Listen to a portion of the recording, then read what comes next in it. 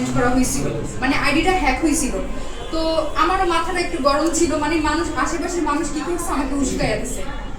তারপর হচ্ছে আমি ইন্টারভিউ দিছি। ইন্টারভিউ দেওয়ার পর তো মনে করেন যে আলম ভাই তো আমাকে নিয়ে কোনো কথা বলে নাই।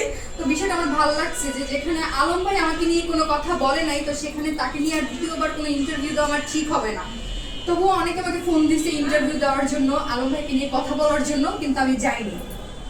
তো আলম ভাই সত্যি খুব ভালো মনের একটা মানুষ।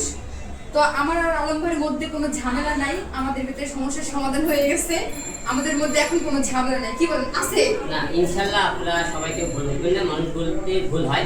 আপনারা সবাই না আল্লাহ পাকের কাছে ক্ষমা চাইলে আল্লাহ পাক করবে, আমরা তো মানুষ। যাই হোক, যে আমরা যেহেতু মনে করেন সে ভুল বুঝতে পেরেছে, আর যেহেতু দেখছে আমি ওটা রিয়াল ছিলাম না, সেটা আমি আর বিষয়টাতে কাউন্টার দিই।